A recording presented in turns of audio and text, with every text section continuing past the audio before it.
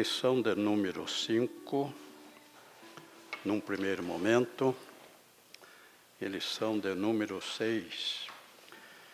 As 4 primeiras lições nós comentamos em 71 páginas, 77, quatro lições. Hoje nós temos 71 páginas para 2 lições. Então é claro que nós vamos fazer um resumo, não podemos passar tudo o que está aqui. Um detalhe, aqui nós falamos bastante de Jesus, mas o assunto é a igreja. Mas nós falamos bastante de Jesus. Para falar de Jesus, nós temos na FATES um livro próprio, Cristologia, mais ou menos 250 páginas, só de Cristo. Então nós poderíamos aqui fazer como Orlando Boyer, um grande escritor das Assembleias de Deus, e ele escreveu um livro para os evangelhos, um para Mateus, um para Marcos, um para Lucas e um para João. Então, são 4 livros. A gente precisa de uma informação, está com o livro de Mateus na mão, chega lá, esse assunto está em Marcos. Aí você tem que procurar o Marco. Nós precisamos nós estamos aqui estudando o livro de João, vamos procurar no livro, esse assunto está em Lucas. Então, nós não quisemos repetir isso. Então, a FATESA pretendeu colocar na sua mão a informação completa. Você não precisa correr atrás desse livro. O curso é rotativo. Muitos alunos aqui já fizeram Cristologia, mas muitos não fizeram ainda. Então, isso fez com que o livro ficasse bastante volumoso. Mas ele é seu. A vida toda ele é seu. Você vai poder pesquisá-lo. Então, aqui nós começamos falando de Jesus. O texto 1 começa falando de Jesus. Começa com um cordeiro que foi morto desde a fundação do mundo. Isso está em Apocalipse 13:8. Apocalipse 13:8 fala de um cordeiro que foi morto desde a fundação do mundo.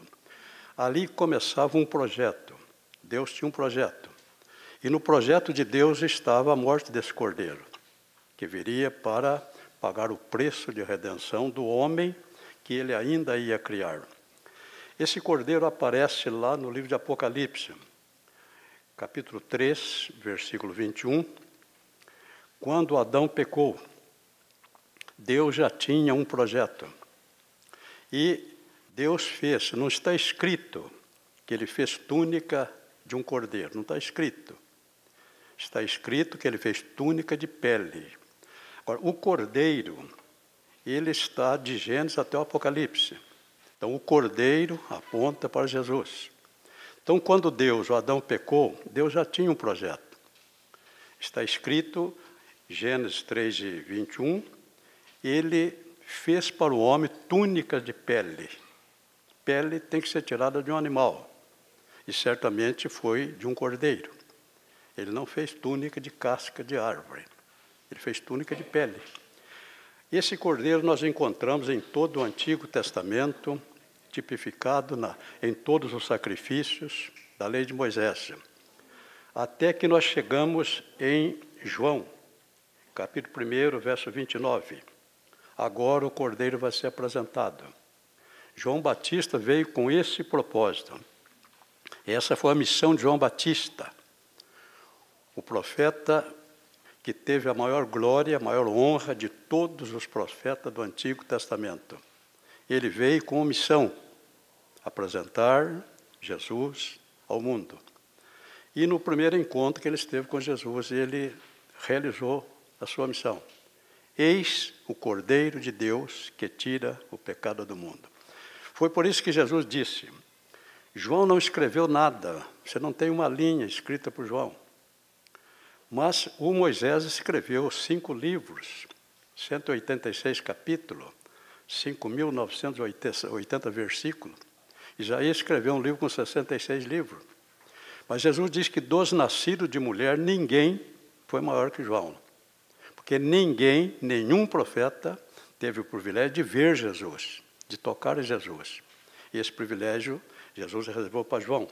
Agora, esse cordeiro veio com o objetivo, dar a sua vida, dar a sua vida. Então, nós encontramos agora em João, capítulo 19, verso 31, antes, o que Paulo diz em Gálatas 4:4, vindo a plenitude dos tempos, vindo a plenitude dos tempos. Deus tinha um tempo determinado. Vindo a plenitude dos tempos, Deus enviou seu Filho, nascido de mulher, nascido sob a proteção da lei. Agora, então, esse cordeiro, na sétima palavra da cruz, e eu apanhei muito com esse negócio de 7 palavras da cruz. Porque quando ele conversou com Maria, ele falou várias palavras. Quando ele conversou com o ladrão, ele falou várias palavras. Mas você encontra nos livros que, na sétima palavra da cruz, ele consumou a sua obra. Depois, lendo os livros, a coleção do Padre Vieira foi o maior orador sacro da língua portuguesa. Pregava para a realeza no Rio, pregava para a elite no Rio, e ele escreveu vários livros.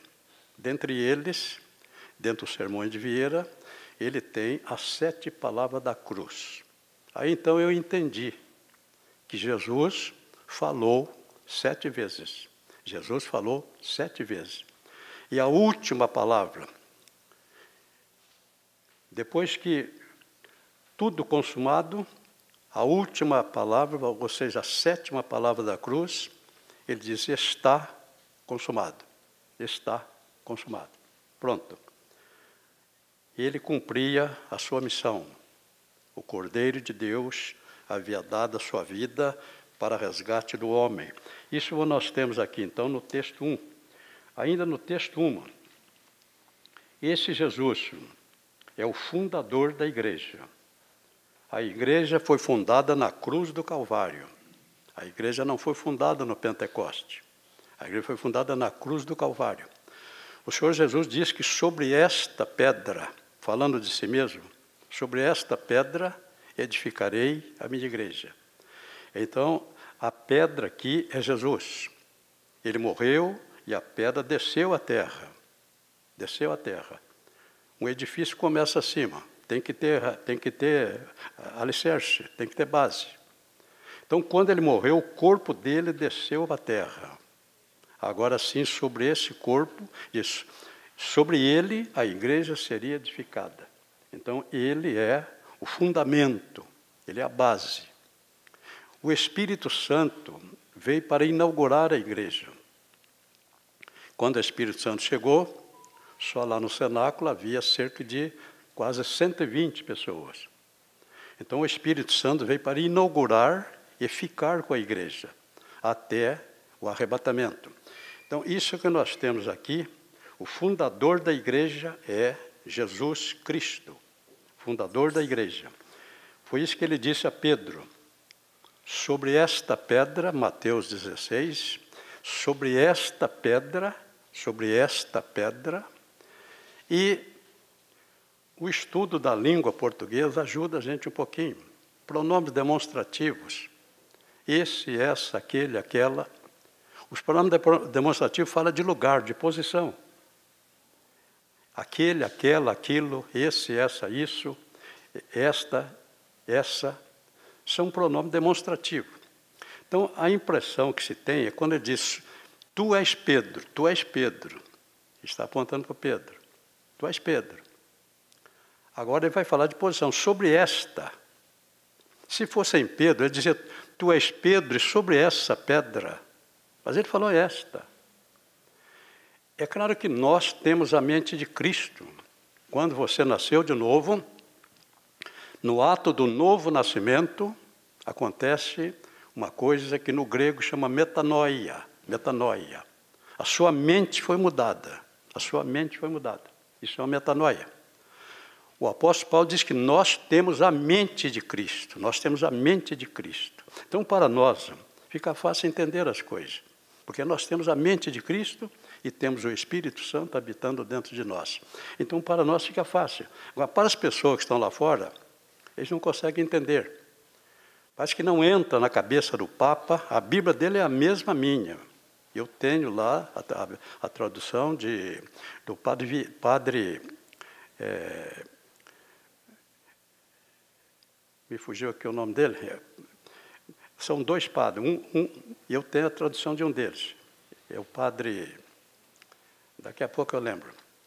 Mas é uma Bíblia desse tamanho, que ela é toda comentada. E na Bíblia do padre, os 39... O Novo Testamento, o Antigo é diferente. Na Bíblia dele tem 46 livros. Na nossa tem 39. Eles têm 6 livros apócrifos no Antigo Testamento. Mas no Novo Testamento é igual. São 27 livros. 27 livros. Eles não conseguem ver isto. E insistem em dizer que Pedro é a pedra. Pedro é a pedra. Pedro... Nós costumamos dizer que Pedro foi a transformação que Jesus operou no Pedro. Primeira vez que ele viu Pedro, quando André o levou, quando ele foi levado a Jesus, antes que o Pedro falasse qualquer coisa. Jesus disse, tu és Simão, filho de Jonas. Mas eu vou chamar você de Cefa. Jesus deu um outro nome a ele.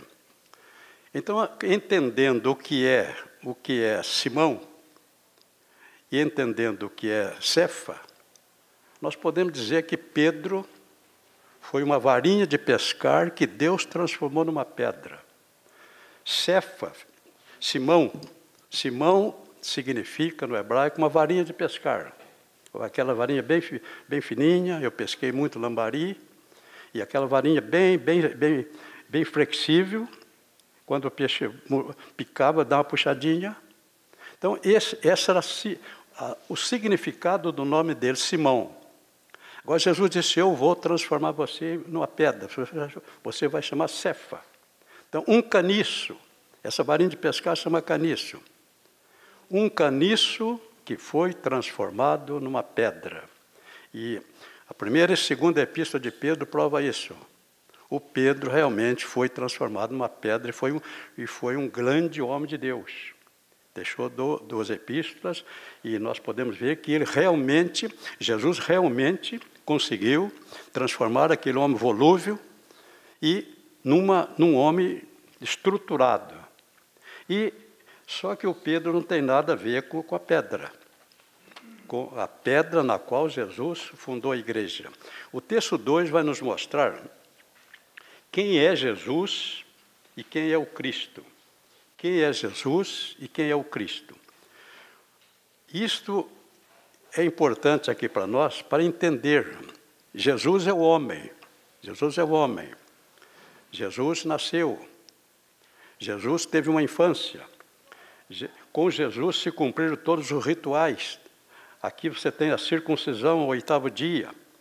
A apresentação no templo aos 40 dias. Com 5 anos ele foi colocado na escola. E durante a sua adolescência, ele aprendeu uma profissão. Todo menino judeu tinha que aprender uma profissão. Enquanto estudava, tinha que aprender uma profissão. Jesus não teve opção. Em Nazaré, ele não tinha outra opção senão ser carpinteiro. Então ele aprendeu com o pai a profissão. E até os 30 anos, quando José morreu, ele, como primogênito, assumiu a direção da família. Ele era o responsável pela carpintaria. E, com detalhe, o carpinteiro lá em Israel, especialmente em Nazaré, trabalhava muito... A função principal do carpinteiro era construir casas. Madeira lá é muito difícil, muito difícil. E madeira na época era muito caro. O pobre não tinha móvel. Perceba que eles comiam no chão. Então, o que o carpinteiro na época mais fazia era casa. Mas as casas eram feitas nas pedras. A casa de José está lá. A casa de Maria está lá. A casa de Maria é uma pedra, sobe uma escada, depois eles abriam a pedra, faziam. Então, esse era um trabalho muito pesado. Jesus carregou muita pedra. Eles trabalhavam mais com pedra do que com madeira. Então ele aprendeu uma profissão. Até os 30 anos, José morreu, ele assumiu a chefia da família. Ele aprendeu uma profissão e trabalhou. Então, até 30 anos, ele não recebia ajuda de ninguém. Depois que José morreu, ele era o arrimo de família. Ele trabalhava, ensinou os irmãos a trabalhar, e depois, com 30 anos, agora ele vai se dedicar inteiramente ao ministério. Ele não tem mais como trabalhar. Então, aqui eu estou dizendo isto para mostrar que Jesus transferiu para a igreja a sua natureza material. Jesus transferiu para a igreja a sua natureza material. A igreja, perante a nossa legislação, é considerada uma empresa. Uma empresa. Essa Constituição nossa de 91, bem como a Constituição a primeira Constituição republicana, a igreja é considerada uma empresa. A igreja tem encargos. A igreja tem que registrar os seus funcionários. Então, Jesus, enquanto não iniciou seu ministério, Jesus trabalhava e nunca caiu dinheiro do céu para ele. Depois que ele deixou de trabalhar na carpintaria, durante 3 anos, nunca caiu dinheiro do céu. Ele sobrevivia com doações. Isto aqui para dizer para você que Jesus transferiu para a igreja a sua natureza material. Assim como ele nunca caiu dinheiro do céu para ele, também não cai para a igreja. A igreja, como instituição, a igreja tem encargos. Então, Jesus precisou de dinheiro. Constituir até um tesoureiro. Judas cuidava do dinheiro. E havia um grupo de mulheres, esse grupo se destacou. Um grupo de mulheres que ajudava Jesus financeiramente. Então, Jesus transferiu para a igreja a sua natureza material. Jesus era visível. Jesus era conhecido. O Cristo, ninguém viu o Cristo em Jesus, até que ele se revelou aos discípulos. Então, a igreja, com a natureza de Jesus, a igreja é um organismo. A igreja precisa de recurso, a igreja precisa de dinheiro, assim como Jesus precisou. Assim como não caiu o dinheiro do céu para Jesus, não cai para a igreja. O recurso que a igreja precisa está comigo, está com você. Então, isto é Bíblia. Entendendo isto, a gente coopera mais feliz, né? Coopera mais feliz. Agora, o Cristo e o nome Jesus, também o nome Jesus não foi dado de forma aleatória. O nome Jesus foi trazido pelo anjo Gabriel. E ele se chamará Jesus. Foi Deus quem deu o nome para ele, porque ele salvará o seu povo do seu pecado. O Cristo é a natureza divina de Jesus. Christos é a natureza divina. Então, assim, ele transferiu para a igreja a sua natureza divina. Então, a igreja, vista pelos homens, é uma organização. Vista por Deus, a igreja é um organismo vivo. Recebeu essa natureza de Cristo, de Cristo. Esse é o que nós destacamos aqui no texto 2. Nos textos 2. Até 30 anos, Jesus era uma pessoa normal. Depois dos 30 anos, ele se dedicou inteiramente ao seu ministério. Então, as duas naturezas estão aqui consubstanciadas nas duas palavras. Jesus, Cristo. Isso é para você entender o que é a igreja. Jesus, Cristo. A igreja, representada por Jesus, é uma organização. É visível, é palpável. A igreja, representada por Cristo, ela é uma igreja espiritual. O texto 3, Jesus Cristo e a dupla natureza da igreja. É o que eu estou dizendo para você, já comecei a dizer. Jesus Cristo e a dupla natureza da igreja. Como homem, ele tinha necessidades materiais. Como Cristo, A sua natureza é espiritual. Ele não tem necessidades de ordem material. Então, nós temos aqui que os gnósticos diziam que Jesus não veio em carne. Jesus não veio em carne, Jesus era espírito. Aí o apóstolo João, os gnósticos estavam fazendo estrago em Éfeso, fizeram estrago em Colosso, estavam fazendo estrago na igreja.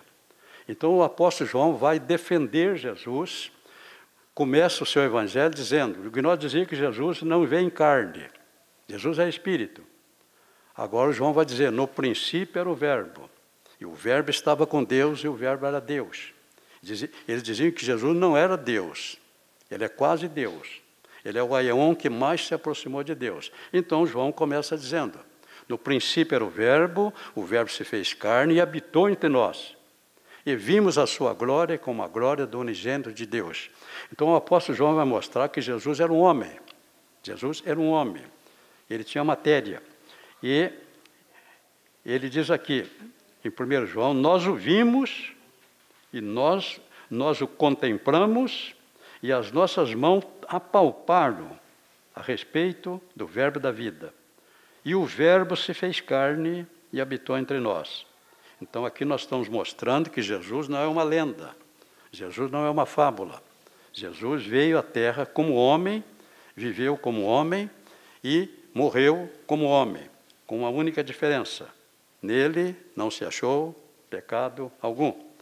Então ele não teria que morrer, ele não poderia morrer, porque a alma que pecar, essa morrerá. Ele não pecou.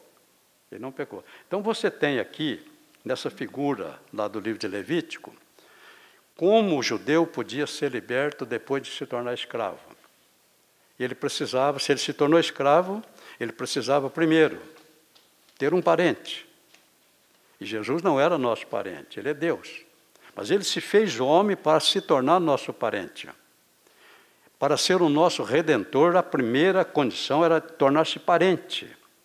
Então, o judeu que se tornava escravo, se ele tivesse um parente, primeira condição. Segunda condição, o parente precisava ter recursos. Ter parente pobre dá azar. Então, ter um parente pobre não adianta. Então, o parente precisava ter condições financeiras. E Jesus preencheu todas as condições.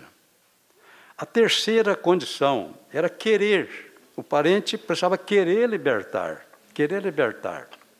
Então Jesus preencheu as três condições. A última, lá no Getsêmani, nos momentos finais, ele seria preso logo em seguida, depois julgado e condenado. Nós podemos entender que Satanás, ele diz, o príncipe do presente século está chegando. E esse príncipe do presente século é Satanás, está chegando. Então nós podemos imaginar, ele tinha todo o direito, Jesus era um homem, ele tinha todo o direito de tentar Jesus. Ele não pediu permissão para Deus para tentar Jesus, ele é o tentador. Lá no monte, ele não pediu permissão, ele é o tentador. A tentação é um instrumento dele. Então, ao que parece, ele veio para fazer o último exame em Jesus. Jesus estava no Getsêmani, seria preso ali e, na sequência, depois seria morto. Ele diz, o príncipe do presente século está chegando, mas ele nada tem em mim. Se Jesus tivesse um pecado, ele teria que morrer pelo pecado dele. A alma que pecar, essa morrerá. Então, se Jesus tivesse um pecado, ele morreria pelo pecado dele. Mas Jesus disse, ele nada vai encontrar em mim. Nada. Agora, ele manifestou, cumpriu o terceiro requisito. Precisava querer pagar. E disse, eu vou dar a minha vida, eu vou dar a minha vida. Ninguém tira de mim, mas eu vou dar. E ele preencheu assim a terceira condição para ser o nosso Redentor. É o que nós temos aqui no texto 3, Jesus Cristo e a dupla natureza da igreja. A igreja,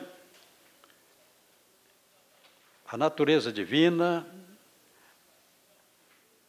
a dupla natureza, já falei, ela é vista pela nossa legislação, pela nossa Constituição de 1988, a igreja é uma empresa. Ela tem cumprir todos os encargos de uma empresa. A igreja, como organização, ela é vista pelo Estado como uma empresa. Ela tem funcionários. Esse funcionário precisa ser registrado. Aqui não se trabalha um funcionário sem registro. Havia aqui um irmão, ele era pastor, trabalhava aqui na tesouraria, e aqui entra muita moedinha. Naquela época não tinha máquina, agora tem máquina. Jogou as moedas lá e era contado. E ele trazia a esposa para ajudar, ela contava as moedinhas. Até que descobriram e proibiram de trazer a esposa. Que se chegar um fiscal do NPS aqui, ela está trabalhando aqui. Ela está trabalhando aqui.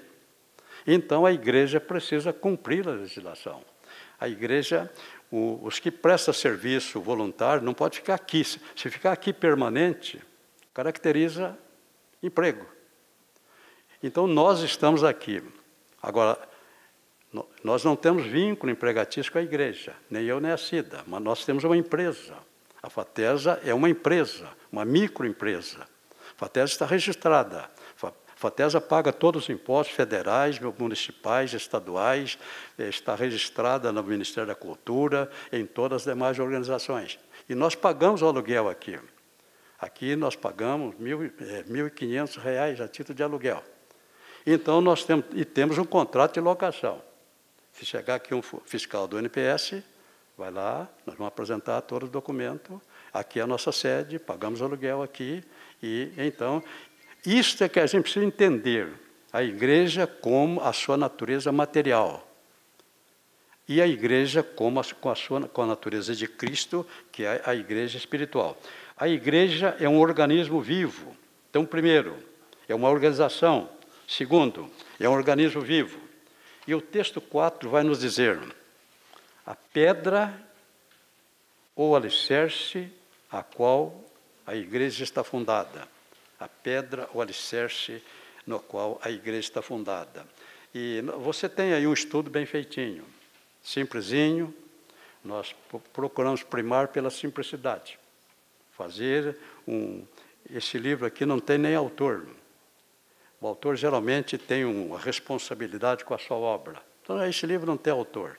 Se você procurar, não tem autor. Esse livro foi feito para ser usado na obra de Deus. Esse livro não destaca pessoas. Então, aqui foi feito na simplicidade, da maneira mais simples possível, sem nenhuma preocupação de mostrar uma literatura esnobada, não tem palavras difíceis, não tem palavrão, né? Paranapiacaba, Itacoaquecituba, é todas palavrinhas que você dá para você entender. E então aqui nós temos no texto 4 que a pedra, nós vamos mostrar aqui que Jesus é a pedra. Bem-aventurado és tu, Simão Barjonas, porque não foi a carne e o sangue que te revelou, mas meu Pai que está nos céus. Então ele disse: tu és Pedro, sobre esta pedra edificarei a minha igreja. Vamos falar então um pouquinho da pedra. A pedra. E não vamos acrescentar mais do que está no seu livro. Então aqui Jesus aparece, tanto no Antigo Testamento, em várias passagens que você tem no seu livro, como no Novo Testamento, não deixa dúvida de que ele é a pedra. Êxodo capítulo 17, versículo 6. Ele é a rocha de Horebe. Ele é a rocha de Horebe. Isso está em Êxodo, capítulo 17, versículo 6. Agora, quem não estuda a Bíblia fica confuso e às vezes não entende. Aqui, existe um negócio chamado geografia bíblica. Nós temos um livro de geografia bíblica que está esgotado. Mas a geografia bíblica ajuda a gente a entender. Ajuda. Saindo do Egito, o projeto de Deus era colocar Israel na terra prometida em 2 anos. Então, do Egito ao Sinai, foram 3 meses. 3 meses do Egito ao Sinai. No Sinai, eles ficaram 11 meses. Eles precisavam receber a palavra, precisavam ser instruídos na palavra antes de atravessar o deserto. 11 meses. Completaram 14. Em 10 meses, eles atravessaram o deserto. Já estavam na fronteira. Em 10 meses. Completa, então, 24 meses. Esse era o projeto de Deus, colocar Israel na terra em 2 anos. Mas nós temos lá no capítulo 14 de Números, o que Israel fez. Os espias foram lá, viram a terra, depois voltaram e fizeram uma confusão tremenda. Isso está no capítulo 14 de Números. Em consequência disto, Deus puniu Israel.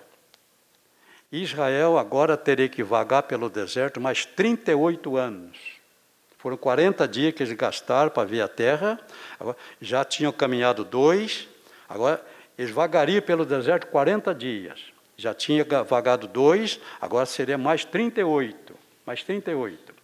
Então aqui, em Êxodo, capítulo 17, você tem no seu livro, eles estavam naquele período entre o Egito e o Sinai, entre o Egito e o Sinai. E ali está a rocha de Horebe. Nós atravessamos todo o Sinai, só que hoje nós atravessamos de ônibus. E até pernoitamos no Sinai.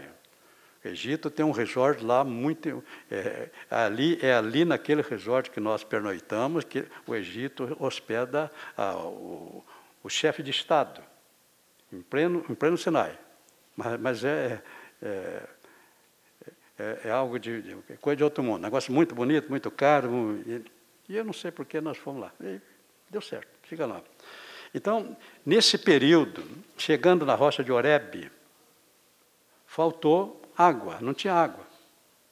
Agora Deus vai dizer a Moisés para reunir o povo diante da rocha. Reúne o povo diante da rocha. Aí Moisés reuniu todo o povo diante da rocha. Agora ele diz, fere a rocha. Moisés tinha uma vara, fere a rocha. Então Moisés fez uso da vara, bateu na rocha. Era para ferir. Quando ele feriu, saiu água em abundância, muita água, muita água. Agora, muito tempo depois, vagando pelo deserto, nesses 38 anos, isso está escrito em Números, capítulo 14, eles voltaram no mesmo lugar. Eles vagaram 38 anos pelo deserto, dando volta até morrer toda aquela geração, e só entrou na terra os que saíram do Egito com menos de 20 anos. E só soldados saíram 600 mil. Então, novamente, vagando pela terra, eles chegaram no mesmo lugar de Horebe. Estavam no mesmo lugar. E, novamente, faltou água. E Deus chama Moisés e reúne o povo diante da rocha. E fala a rocha. Fala. Números 14, verso 34. Fala. Moisés ficou nervoso. E quando a gente fica nervoso, a gente faz bobagem. Então Moisés ficou nervoso. Aquele povo deixava Moisés doida. E ele ainda fez um desafio. Porventura tiraremos água desta rocha. E depois, empolgado e nervoso, ele feriu a rocha. Feriu a rocha. Saiu água em abundância. Moisés implorou 3 vezes. Na terceira vez que Moisés pediu, Deus ficou bravo com ele. Na terceira vez, Deus disse, não me fale mais nesse assunto. Não me fale mais nesse assunto. Você não vai entrar na terra. Moisés nunca soube a profundidade do erro que ele cometeu. Então, nós hoje sabemos. A rocha representava Jesus. Na primeira vez, Deus mandou ferir. Na segunda, não precisava ferir mais. Agora é só falar com você. Se você precisar de alguma coisa, tem que falar com ele. E o Moisés feriu. Então, Jesus não poderia ser ferido 2 vezes. O pecado de Moisés foi muito grave. E Deus não perdoou o pecado. Moisés não entrou na terra. E, então, essa é a rocha de Horebe, representando aqui Jesus. Você tem aí no Salmo 18, verso 2, também o salmista dizendo que o Senhor é o meu rochedo. O salmista está dizendo, o Senhor é o meu rochedo. Você encontra em Isaías, também está no seu livro, 28:16. Portanto, assim diz o Senhor, eis que põe em Sião, como alicerce, uma pedra provada, pedra preciosa de esquina. Essa aqui é a chamada pedra angular. Substituía as colunas hoje. Então, a pedra angular era uma pedra, eles pegavam uma pedra bem grande e cortavam a pedra nesse formato, formando um ângulo. Aqui seria de baixo para cima, até tem um desenho no quadro lá. E na parte de cima, colocava a pedra nesta posição, formando um ângulo. Depois, uma pedra ia ser ligando com a outra, e aquela construção ficava... aquela construção não cairia nunca. Então, é sobre esta pedra, chamada angular, a pedra de esquina, que a igreja está sendo edificada. Essa igreja não será abalada nunca. E nós temos ainda aqui o Paulo, está aí no seu livro, Romanos 9:33. Primeiro Jesus, Mateus 18:16, ele disse que, ele reconhece que ele é a pedra. Ele é a pedra que os edificadores rejeitaram. Pedro, no dia do Pentecoste, está aí no seu livro. Pedro vai dizer, ele é a pedra que os edificadores, o qual foi posta por pedra angular. Então, Pedro diz que Jesus é a pedra. Paulo, em Romanos 9:33, também diz que eis que põe em Sião uma pedra. Jesus confessou ser a pedra. Paulo diz que ele é a pedra. Pedro diz que ele é a pedra. Mas a Igreja Católica não consegue entender isto. Pedro está aí no seu livro, na sua segunda epístola 1:2, ele diz, Simão Pedro, servo, Simão Pedro, servo de Jesus Cristo. Essa carta foi escrita por volta do ano 60, a segunda carta foi escrita por volta do ano 67, por aí. Pedro já estava velho, mas ele vai dizer, Pedro, servo de Jesus Cristo. Em nenhum momento ele se identificou como pedra. E agora aqui, escrevendo para os anciãos, ele diz que, ele confessa que, ele não diz Pedro a pedra, não. Aos anciãos, pois, que está entre vós, rogo eu que sou ancião com vocês. A outra tradução diz presbítero. E ele se identifica como obreiro. E o apóstolo Paulo vai mostrar aqui que também Paulo, ainda o Pedro, eu não sei, está escrito na Bíblia do Papa, está escrito na Bíblia dos cardeais. E esse versículo aqui, 1 Pedro 1:41, está escrito em todas as Bíblias. Nesta mesma oportunidade, ele apontará Jesus como sendo o sumo pastor da igreja. Sumo pastor. Ele trata Jesus como sendo o sumo pastor. E a Igreja Católica em si dizer que Pedro é o sumo pastor. Então, em segunda epístola de Pedro, primeira epístola, capítulo 5, versículo 4, ele aponta para Jesus como sendo o sumo pastor. Então, nós temos na sequência, já conversamos com vocês, a diferença entre Petra e Petros. Petra é uma rocha. Petros é uma pedra pequena. Petros, no grego, uma pedra pequena. Então, quando se diz sobre esta pedra, Jesus está falando de uma rocha. E a rocha é o próprio Jesus. Então, nós temos aqui a diferença entre Petra e Petros. Eu estou passando um pouco rapidamente, porque nós temos que pegar uma boa parte da lição número 6. Então, a pedra angular é Jesus. Isaías capítulo 28, verso 16, Salmo 18, verso 22, nós sabemos que a pedra é Jesus. Vamos ver o que nós temos ainda aqui. Desse texto aqui nós vamos...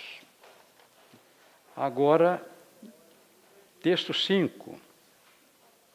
O que fizeram com Pedro? Pedro e as chaves. Esse versículo aqui também está em todas as Bíblias. Mateus capítulo 16. Mateus capítulo 16. Está em todas as Bíblias. Jesus disse a Pedro: Tu és Pedro, sobre esta pedra edificarei a minha igreja, e as portas do inferno não prevalecerão contra ela. Sobre isso nós vamos falar na lição 6.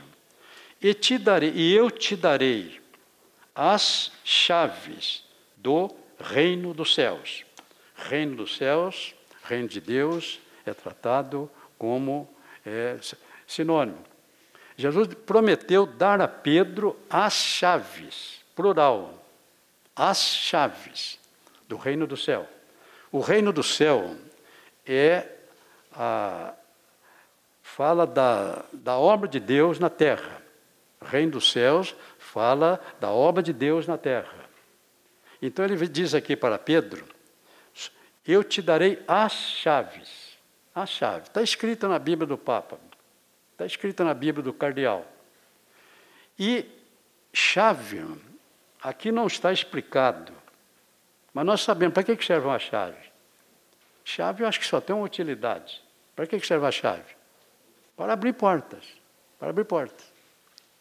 Então a Bíblia nos mostra que no capítulo 2 de Atos dos Apóstolos, Pedro, fazendo uso da palavra,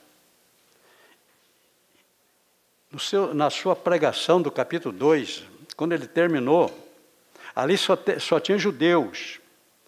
Judeus, toda aquela multidão, ou prosélito. Mas todos ali estavam ligados ao judaísmo, todos. E quando Pedro termina a sua mensagem, pregando para os judeus, quase 3.000 almas creram em Jesus. Ele usou a primeira chave para abrir as portas do Evangelho para os judeus. Foi ele o primeiro a pregar para os judeus. A segunda chave está no capítulo 10 de Atos.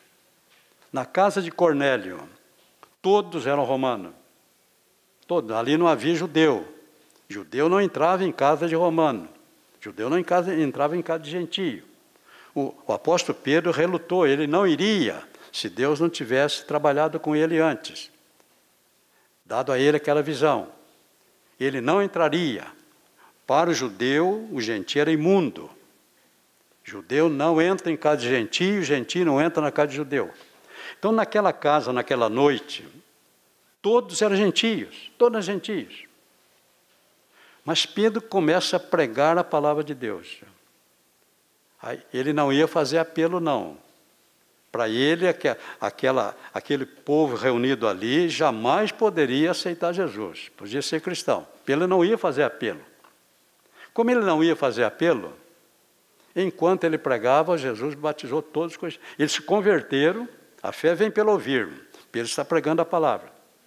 Quando nós estamos pregando a palavra, o Espírito Santo está trabalhando nos corações, é ele que convence as pessoas do pecado, da justiça e do juízo. Então Pedro está ministrando a palavra, falando de Jesus. O Espírito Santo está trabalhando nos corações. De repente eles creram. Naquele exato momento que eles creram, houve um novo nascimento. E houve o batismo no corpo de Cristo. O Espírito Santo os colocou no corpo de Cristo, que é o chamado batismo no corpo de Cristo. Eis em soma Christos no grego. Ele colocou toda aquela gente, introduziu no corpo de Cristo, chamado corpo místico de Cristo, chamado igreja. E, ato contínuo, todos foram batizados com o Espírito Santo. Então, Pedro usou a segunda chave para abrir as portas da salvação para os gentios. Viu como é fácil a gente entender as coisas? Se a gente entende, se alguém explica, fica fácil entender. Eu te darei as chaves. Pedro fez uso das duas. Agora, aí transforma Pedro em porteiro do céu, a chave está com ele e faz essa confusão toda. Nós devemos dar graças a Deus, porque nós fomos alcançados por um homem de Deus. Alguém pregou o evangelho para você. E se nós podemos ter sido alcançados por outros, e poderia também estar crendo nessa confusão toda. Eu fui alcançado, você foi alcançado por um homem de Deus, que usando a chave do reino de Deus, abriu as portas para você. Então nós temos muito motivo para agradecer a Deus pelo que Ele tem feito por nós. Isto, então, aqui está no texto 5, com outros comentários que você poderá aproveitar o seu livro. O texto 6, a inauguração da igreja. Então já falamos, a igreja foi fundada no Calvário e inaugurada no Pentecostes. E quando o Espírito Santo veio para inaugurar a igreja, no cenáculo já havia quase 120 pessoas. E o Espírito Santo desceu de uma maneira triunfal. Da mesma maneira que Deus Pai inaugurou o tabernáculo de uma maneira triunfal. Quando Moisés, na inauguração do tabernáculo, Deus desceu no tabernáculo, a glória foi tanto que ninguém pôde entrar. Deus veio de uma maneira triunfal. Isso está em Êxodo capítulo 40. E em 2 Crônicas, capítulo 7, Salomão vai inaugurar o templo. E no dia da inauguração do templo, Deus desceu de uma maneira tão gloriosa que ninguém podia entrar no templo. Deus desceu de uma maneira triunfal. O Espírito Santo fez o mesmo. E Jesus fará o mesmo. Jesus fará. Porque na primeira vez que ele veio, ele não teve glória nenhuma. Mas ele tem 3 ministérios. Os magos deram 3 tipos de presente. Não está escrito em lugar nenhum que eram 3 magos. Eles deram 3 tipos de presente. Presente de profeta, eles deram mirra. Presente de sacerdote, eles deram incenso. Presente de rei, eles deram ouro. Então Jesus teria que cumprir 3 ministérios. O primeiro, ele cumpriu aqui na terra. Em 3 anos que ele ficou aqui, ele era o profeta. Ele era o profeta enviado por Deus. Ele falava aquilo que ele trouxe do Pai. Então, ele é chamado de um profeta. 3 anos, ele exerceu o seu ministério de profeta. Agora, ao retornar para o céu, o escritor aos Hebreus ainda diz que, penetrando no céu, visto que temos um grande sumo sacerdote que penetrou no céu. Uma palavra na Bíblia pode fazer a diferença. Visto que temos um grande sumo sacerdote que penetrou no céu. Por que o Espírito Santo inspirou o autor a escrever penetrou? Para penetrar, não é preciso estar fora. Ninguém penetra se não estiver de fora. Então, ficou claro que um dia ele saiu do céu e veio aqui na terra. Ficou aqui 33 anos. Agora, ao retornar, ele penetrou no céu. Mostra que ele cumpriu um trabalho aqui na terra e está retornando. Ao retornar, ele foi investido no seu cargo de sumo sacerdote. Hoje ele é nosso sumo sacerdote, visto que temos um grande sumo sacerdote. Do retorno ao céu até a sua segunda vinda. Então ele ainda tem um 3º ministério. E esse 3º ministério, ele vai descer também de uma maneira triunfal. Está lá em Apocalipse capítulo 19. Ele virá simbolicamente montado num cavalo branco. Cavalo fala de força, branco fala de pureza. A igreja estará com ele, também montada em cavalo branco e vestido de branco. A igreja também virá em poder. E branco significa em santidade. Então agora ele vai descer com poder e grande glória e vai acontecer tudo o que você viu, você conhece, da segunda etapa da segunda vinda de Jesus. Depois ele implanta o milênio.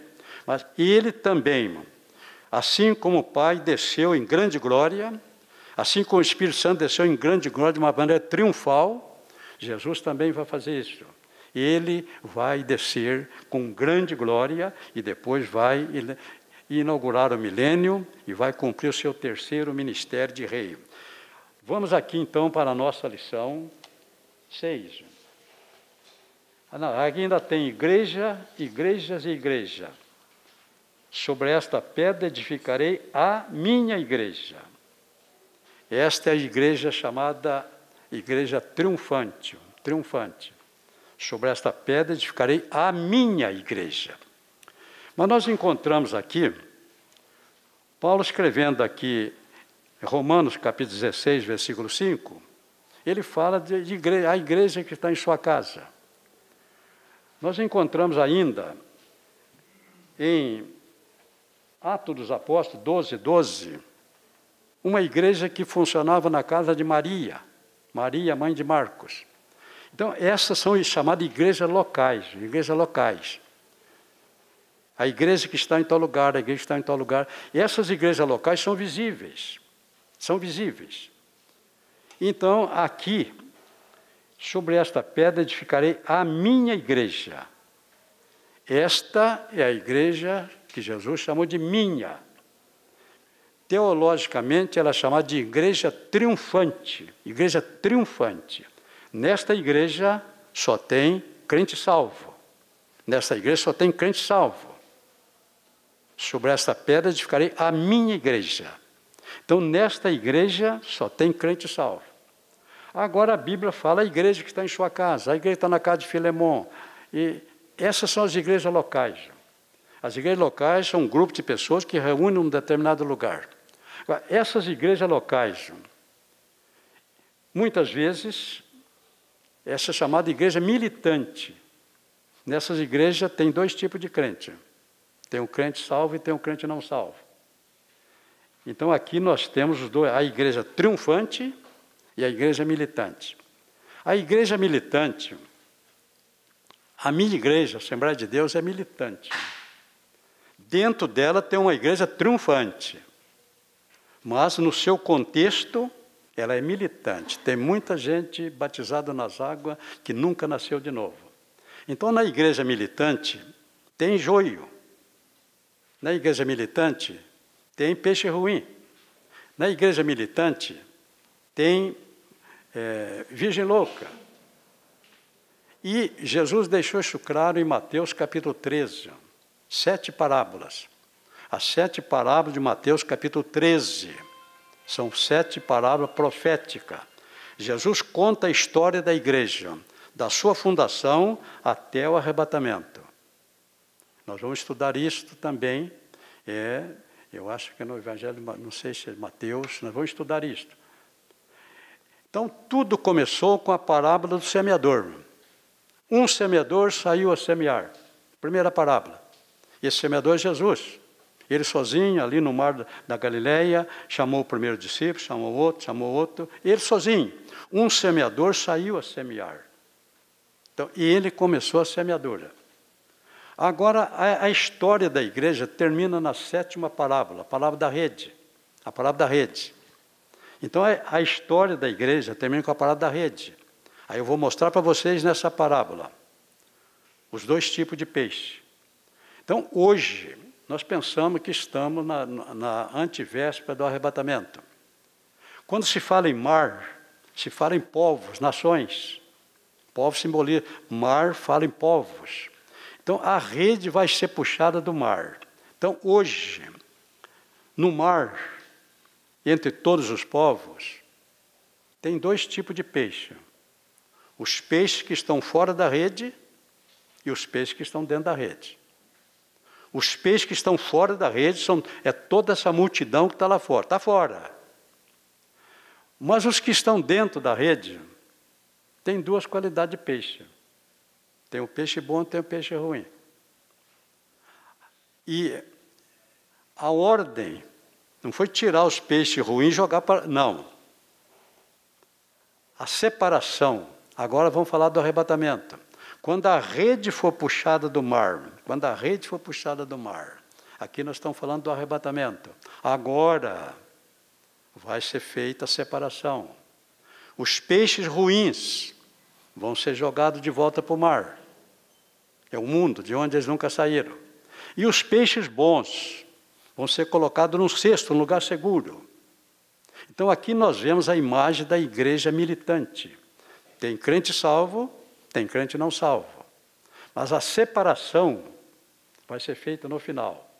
Então aqui nós temos a minha igreja, edificarei a minha igreja, nesta igreja só tem salvo. Agora, nas igrejas locais, Assembleia de Deus, na sua igreja, nas batistas, metodistas, todas elas, tem um grupo, embora os metodistas e presbiterianos pensem diferente, né? Eles são calvinistas. A pessoa aquele que nasceu para ser salvo é salvo e não tem conversa. Mas não vamos falar sobre isso. Mas certamente lá também tem o crente salvo, tem o crente não salvo. Então não se escandalize, não se escandalize. Na minha igreja tem muito bagre. Os peixes ruins, peixe imundo, eram peixes sem escama e sem barbatana. E é peixe liso. A traíra é peixe liso, não tem escama. O bagre é liso, não tem escama. Esse peixe para o judeu era considerado imundo. E eles representam as pessoas que estão lá fora. E quem entende Bíblia, sabe que aqui no nosso meio, às vezes tem muita confusão. Tem muita confusão. Agora, o mandima, o curimbatá, nunca morde ninguém, não. Curimbatá, não. Agora, o bagre morde. O bagre tem ferrão. Quem já levou uma ferroada do bagre já sabe. A traíra tem um dentinho cortante. Eu pesquei muito com peneira em lagoa. E às vezes descuidava, a traíra dava.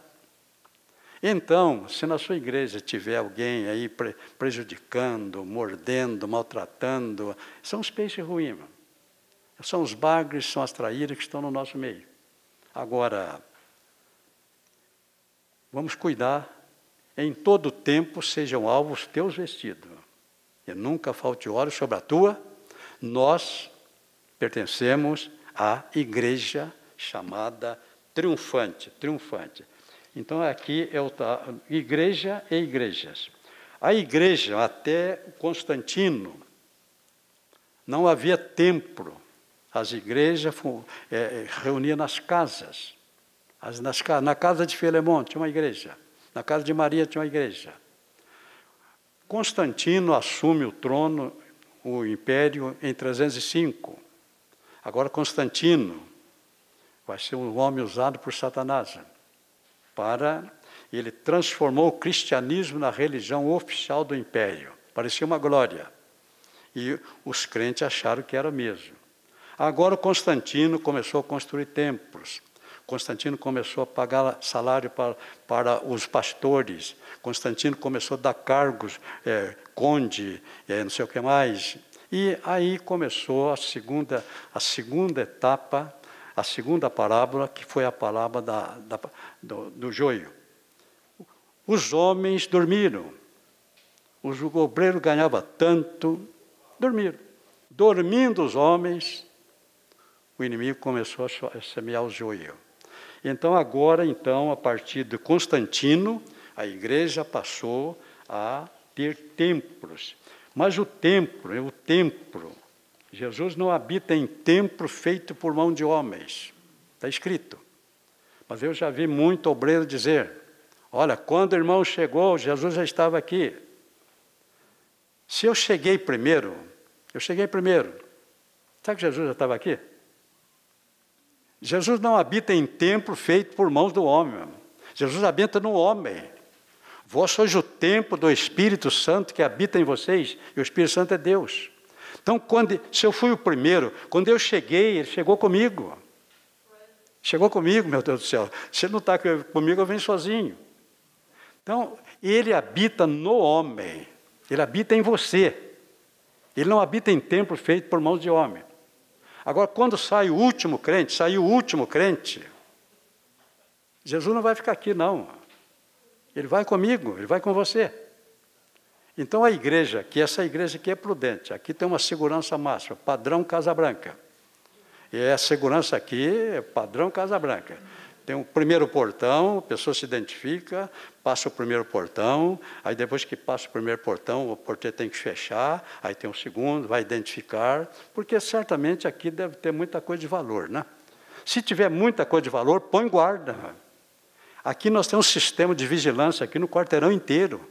A pessoa está passando lá, o porteiro aqui da cabine dele está vendo tudo que está acontecendo em torno de toda a igreja, padrão Casa Branca. Então, esta é a igreja militante. Essa igreja, Jesus não habita nela, Ele habita em nós.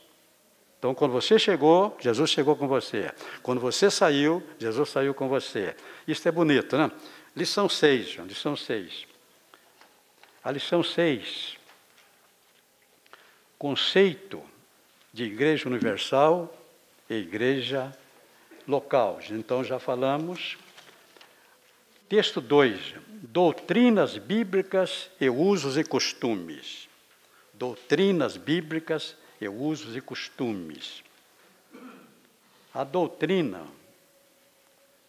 Então, doutrina bíblica. A doutrina tem que ter dois fundamentos. Dois fundamentos. Imutabilidade e universalidade. Doutrina tem que ter dois postulados. Universalidade. A doutrina é a mesma para toda a terra. Toda a terra. Eu já ministrei em alguns países, de outros continentes. Nunca eu cheguei lá e perguntei para o pastor, o que eu posso falar aqui? Não, eu vou falar a doutrina bíblica. Então, se você for pregar na escola bíblica lá no Polo Norte, para os pigmeus, você vai ensinar a Bíblia. Lá na África é a mesma coisa. Lá nos Estados Unidos é a mesma coisa, no Brasil é a mesma coisa. A doutrina, a primeira característica, universalidade. É a mesma em toda a terra. Segunda característica, imutabilidade. A doutrina não muda. A doutrina não muda. E vamos imaginar que Jesus tomasse uma forma de homem. Não, vamos imaginar Pedro, Tiago e João. E eu estou aqui ensinando a palavra. Aí, de repente, entra lá, vão colocar o Tiago e o Paulo, os dois representantes, um dos judeus, outro dos gentios. Eu estou aqui ministrando a palavra de Deus. Aí os dois chegam, entram, eles são apóstolos. A ética manda que eu passe a oportunidade para eles, são superiores. Essa é a ética bíblica. Essa é a ética pastoral. Se você estiver dirigindo um culto, e a escola dominical, já me aconteceu. Eu estou dirigindo a escola dominical, de repente o pastor chegou. Imediatamente você passa para ele. Ele é o superior. E ele normalmente autoriza que a gente continue falando. Mas, se eu estou falando da doutrina bíblica, se entrar Pedro e João, Tiago e João, qualquer deles. E eu primeiro vou tentar passar a direção para ele. Não, nós viemos aqui para ouvir o irmão. Estão sentados ali. Sabe o que eu mudaria de tudo que eu estou falando? Eu não mudaria nada. Eu continuei falando aquilo que eu estou falando para vocês. A doutrina é imutável. A doutrina que Paulo pregou, ensinou, estou ensinando. A doutrina que Pedro ensinou, estou ensinando. A doutrina que Jesus ensinou, estou ensinando. Imutabilidade. E pode ser ensinada em toda a terra. Os costumes são diferentes. Os costumes mudam no tempo e no lugar. Os costumes mudam no tempo e no lugar. Aqui eu poderia abrir um leque para conversar com você sobre costume. Mas eu não tenho esse tempo. Mas em alguns países que nós já estivemos, existem costumes. Eu não vou citar países, porque nós estamos online gravando, e de repente alguém lá do outro lado pode nos ouvir e não gostar. Porque nós temos nosso defeito, mas não gostamos que ninguém fale. Mas Joanesburgo eu posso falar. Esse costume lá é natural. Joanesburgo, uma grande cidade da África do Sul, um país de primeiro mundo. Mas lá em Joanesburgo eu vi um casal.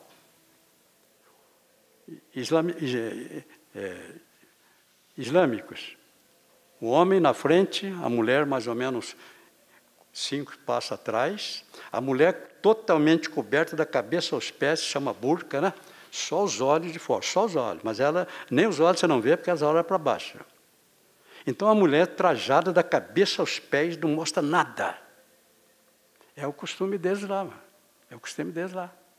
Agora, aí eu achei bonito. Aí eu cheguei aqui, pensei em dar essa ideia para o marido da Cida. Agora, será que ia pegar? Lá eu disfarçadamente dei uma olhadinha. Mas o pessoal de lá não olha, não. Está acostumado com isso. É costume deles. Agora, se eu trouxesse costume para cá, esse foi num outro país, num culto, e na hora de tirar a oferta, de vez em quando vocês veem isso pela internet, mas eu vi pessoalmente. Na hora da oferta, as pessoas saem, cada um do seu banco, saem dançando.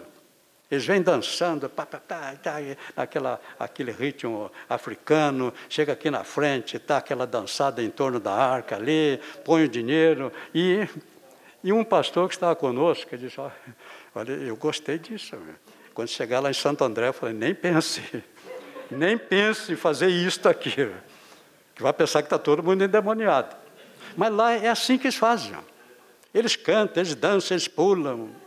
E outro país, esse país não é costume deles. O homem anda com a roupa, aquela vestida até lá embaixo, e você não encontra sanitário. Você não encontra sanitário. Eles não têm sanitário. E quando eles têm que fazer a necessidade, como aqui cobre tudo, tem em qualquer lugar lá que eles encontram um cantinho, e também não tem papel higiênico. Você não encontra papel higiênico. Eles usam a mão esquerda. E depois nós fomos para o almoço. Aí, o costume deles é que pegam uma vasilha grande, uma espécie de uma bacia, põe toda a comida ali, e as pessoas vêm para comer com a mão, não tem talher, não. Para nós, é arrumar mesa, arrumar talher, mas para eles, não. Então, coloca a comida toda naquela bacia, aí com a mão direita, a esquerda é suja. Então, com a mão direita, Agora, e se a gente resolvesse, olha, vamos dar uns pratos para eles? Você vai ofendê-los. O costume deles é esse. A mão esquerda é suja. Eles nunca dão um cumprimento com a mão esquerda, mas com a direita eles comem. Então, são costumes locais, não tem como mudar. Costumes de comida. E aqui dava para abrir um leque que eu não vou poder abrir com você, mas alguns países da África, um prato caro é o rato. Nós viajamos, a gente vê pelas estradas, criança com faz assim com uma... Aqui a gente coloca peixe, né? Uma pendurada aqui, os ratinhos, tudo ali, já preparadinho, limpinho, espeto de rato. E é uma comida de primeira linha, custa caro. Então, para nós aqui, chegar aqui, esse lixão que mais se encontra é rato. Ia dar dinheiro, né? Agora, você sair aqui vendendo rato, alguém vai bater em você. Mas lá no Egito, agora eu posso citar, porque isso não é... Em Cairo, eu fui olhando as casas, e quase toda casa tinha uma casinha em cima. Aí eu perguntei para o guia. Ele falou, não, é um pombal. Aqui a maioria das famílias faz um pombal em cima para criar pombo. Porque o pombo aqui, a carne de pombo é considerada afrodisíaca. Então a carne custa caro. Então eles criam pombo para vender. O que tem de pombo aqui no Brasil? Eu subo aqui de manhã, aquela pombaiada procurando, aqui ninguém come pombo. Então lá é um costume. Então cada lugar tem um costume diferente. No outro país que nós estivemos, há um costume com as meninas. Quando a menina tem a sua primeira menstruação, ela precisa ser deflorada. E eles têm todo um ritual, a menina precisa ser deflorada, tem um sentido religioso, e tem os profissionais que trabalham com isso. Há pouco tempo eu vi uma reportagem num jornal aqui em Santo André, eles chamam hiena. Então, quando a menina completa, tem a primeira menstruação, a família procura o profissional hiena, ele vem buscar a menina, leva, fica 4 dias com ele. Agora, se fizer isso aqui no Brasil, parece que os pais vão ser presos, né? Mas é costume. Então, os costumes são locais e são temporais. Eles mudam de lugar, e eles mudam também de lugar e muda também no tempo. Olha, nós temos aqui vários assuntos que eu ia falar com vocês sobre costumes, e eu ia falar também da Assembleia de Deus, mas é bom não falar, né? A Assembleia de Deus também já tinha uns costumes, e só que a Assembleia de Deus, por falta de ensino, exigia os costumes como se fosse doutrina. Excluía a pessoa da igreja, é pecado. E hoje mudou muito, e até mudou demais. Então, os costumes mudam no tempo e no espaço. Muda no tempo e muda de lugar. E cada país, então, cada lugar tem os seus costumes diferentes. E vamos aqui para... Você tem aqui uma figura do que é a Igreja Universal e comparada a um edifício. Então, a Igreja Universal é como se fosse um edifício. Esse edifício tem uma base. Eu não vou mostrar lá no quadro, senão aí eu saio de foco aqui. Mas eu ia mostrar para vocês a figura do edifício.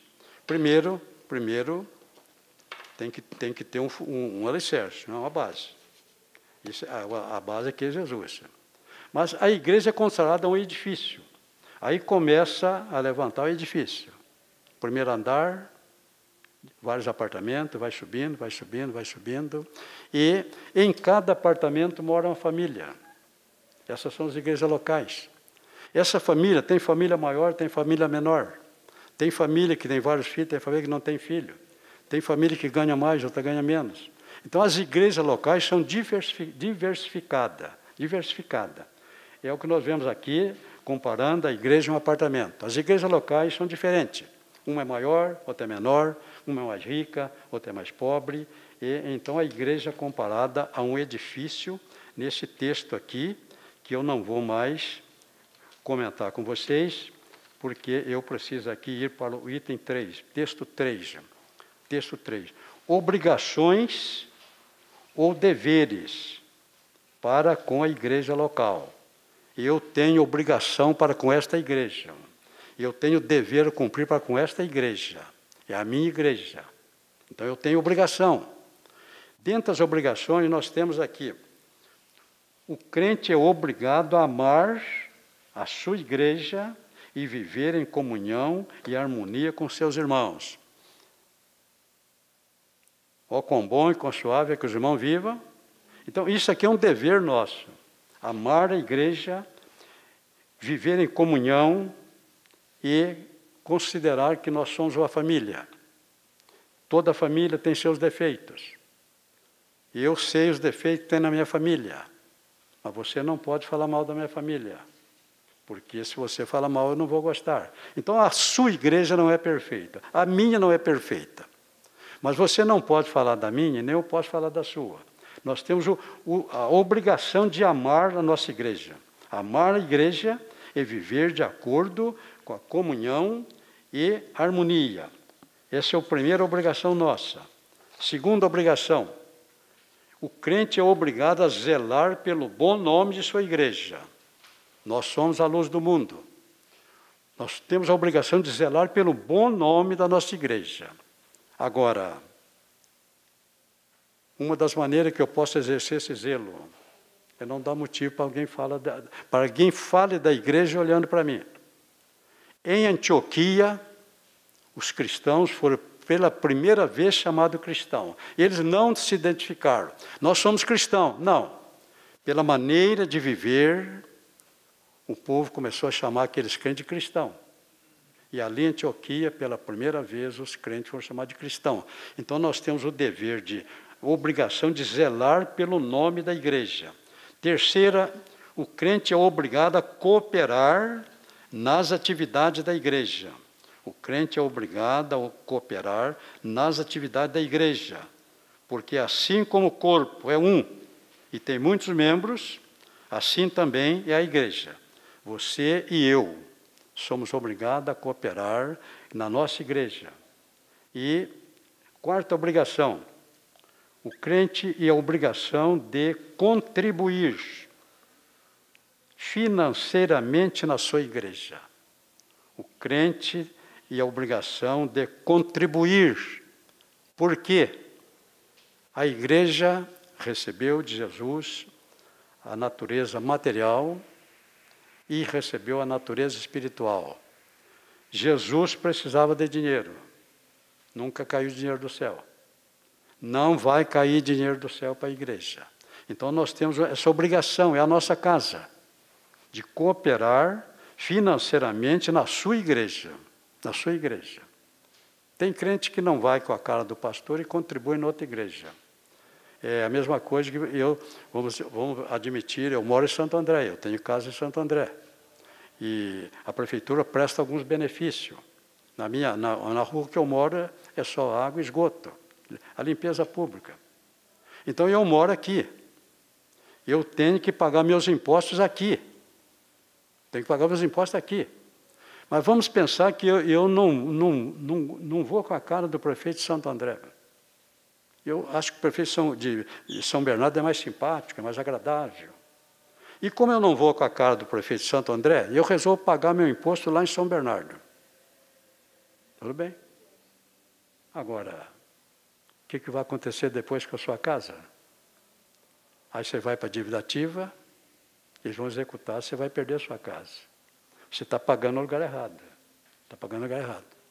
Se eu estou em Santo André, moro em Santo André, desfruto dos benefícios da Prefeitura de Santo André, eu tenho que pagar meus impostos em Santo André. Agora, tem crente que quer mandar lá não sei para onde.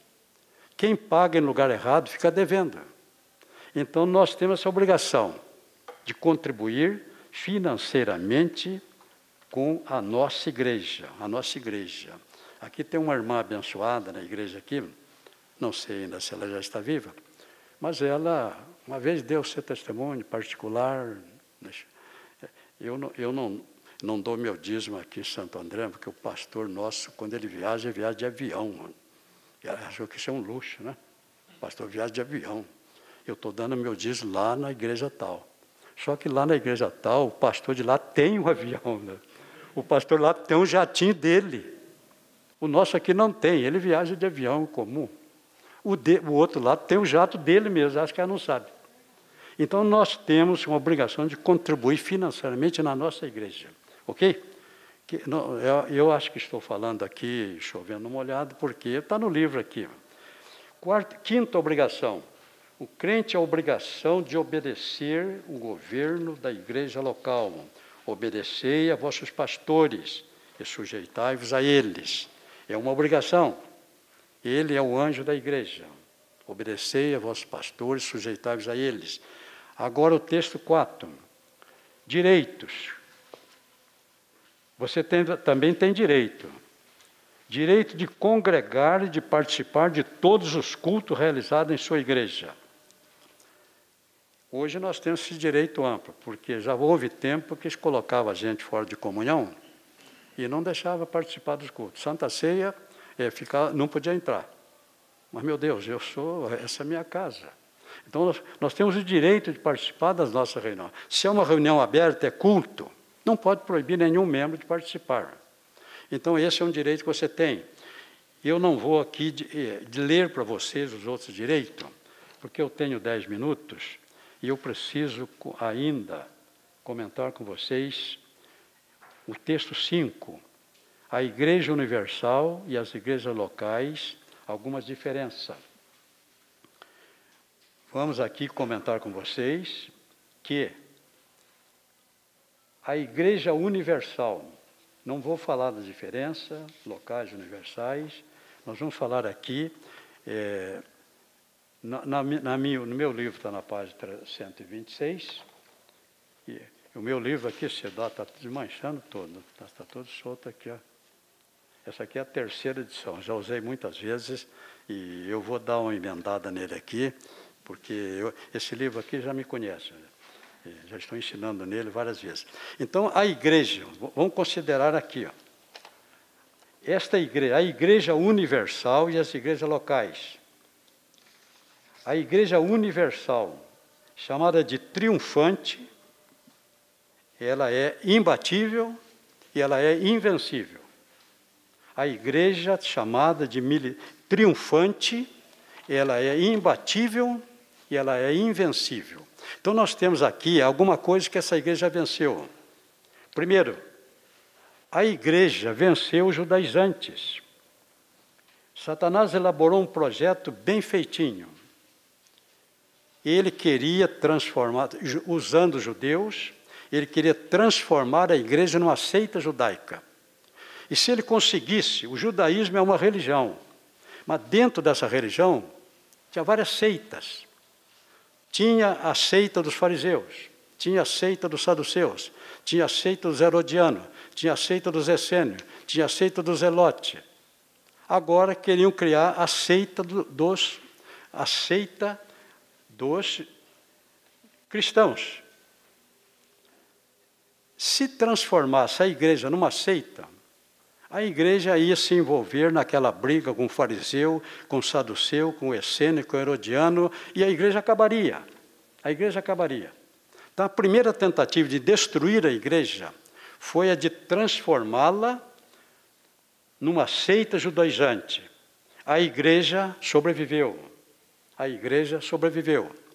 Segundo, a igreja venceu o poderosíssimo Império Romano. O Império Romano matou milhões de cristãos. Começando no ano 64, com Nero, e depois até Constantino, até o ano 305, foram 10 grandes perseguições. Eu destaco 10 no livro de Apocalipse, 10 grandes. O Império Romano matou milhões de cristãos. Eles queriam acabar com a igreja. Satanás, com todo o poderio do Império Romano, jogou tudo contra a igreja e queria acabar com a igreja. Mas, no ano 395, o Império Romano foi dividido em dois. O Império Romano do Oriente, o Ocidente, ficou com a capital em Roma. O Império Romano do Ocidente ficou com a capital em Constantinopla. Já está enfraquecendo. No ano 476, o Império Romano do Ocidente acabou. Roma foi tomada. Acabou o Império Romano do Ocidente. Aquele império que queria acabar com a igreja, aquele império acabou. E permaneceu ainda o Império Romano do Oriente, capital em Constantinopla. E em 1556, o Império Romano do Oriente também acabou. Então, a igreja destruiu o Império Romano. O Império Romano que queria destruir a igreja, o Império Romano acabou e a igreja continuou. Depois vem a Idade Média. Com a queda do Império Romano do Ocidente, ano 476, terminava a Idade Antiga, começava a Idade Média. Foram 1000 anos, chamado a Noite dos 1000 anos. Nesses 1000 anos, a Igreja Católica se tornou absoluta, o poder absoluto, e matou muito cristão. Mas a Idade Média terminou e a Igreja continuou. Agora nós temos a informação. Aqui nós colocamos que a Igreja venceu o comunismo ateu. Eu diria que a Igreja está vencendo. Na Europa, a Igreja já venceu. Começou no ano 1917, quando caiu o Império Russo. Nicolau II caiu. Aí a Rússia se tornou comunista. Lenin assumiu o poder e implantou na Rússia o sistema comunista. Começa em 1917. Em 1921, foi fundada a União das Repúblicas Socialistas Soviéticas. 15 nações se reuniram, criaram uma União das Repúblicas Socialistas e dividiram, fecharam a metade da Europa. Fecharam a metade da Europa. Ali não entrava Bíblia em hipótese nenhuma. Depois, em 1946, quando terminou a Primeira Guerra Mundial, Rússia e Estados Unidos, aliados, dividiram a Europa Oriental. A parte oriental ficou com a Rússia, a parte ocidental com os Estados Unidos. Mas as pessoas do lado de lá queriam vir para o lado de cá. Então, em 1961, fizeram um muro. Dividiram Berlim com o muro. Daquele muro para lá não entrava Bíblia em hipótese nenhuma. Hipótese nenhuma. Eu tenho testemunho de um pastor nosso, pastor Daniel. Pastor Daniel era físico e pastor. Pastor Daniel trabalhou na NASA. E, certa feita, houve um problema com o computador na Berlim Oriental. E a empresa para a qual ele prestava serviço nos Estados Unidos o enviou para lá, para resolver o problema a pedido do governo da Alemanha Oriental. E ele levou uma Bíblia na sua mala, como eu também sempre faço.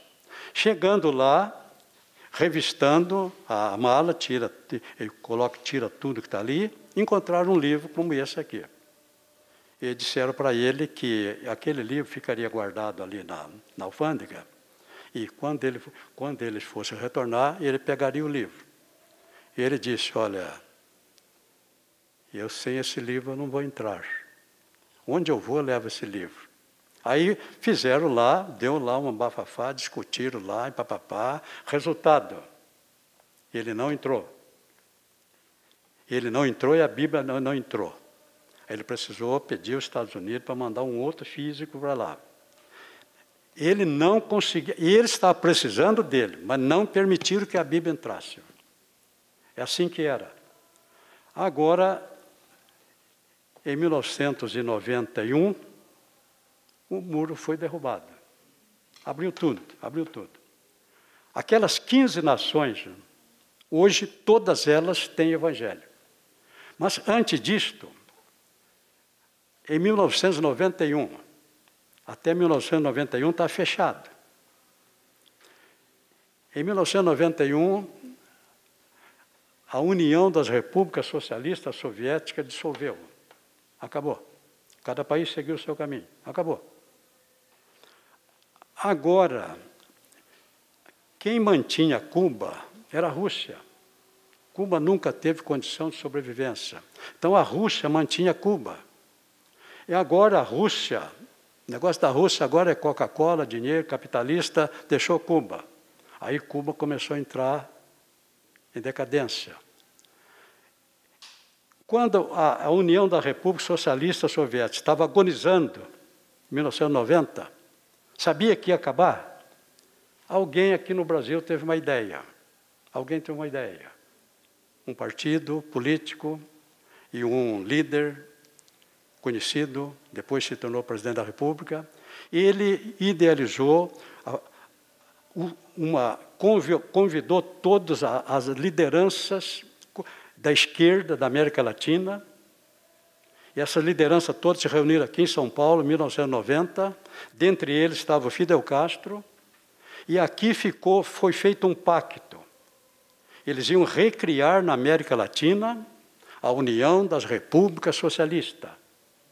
Eles iam continuar aqui, e o Brasil assumiu a liderança desse grupo.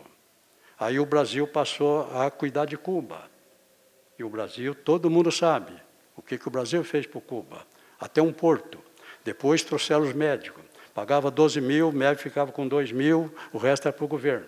Então o Brasil estava sustentando Cuba. O Brasil estava sustentando os países da América Latina. O Brasil estava cuidando da Venezuela. O Brasil estava cuidando da Bolívia. Doou uma usina de gás para a Bolívia. Então o Brasil estava como cabeça desse movimento. E esse movimento aí, nesse movimento, está em jogo bilhões de reais, bilhões. Porque onde implanta o comunismo, o povo perde tudo. Mas a cúpula diretiva não tem onde pôr a riqueza.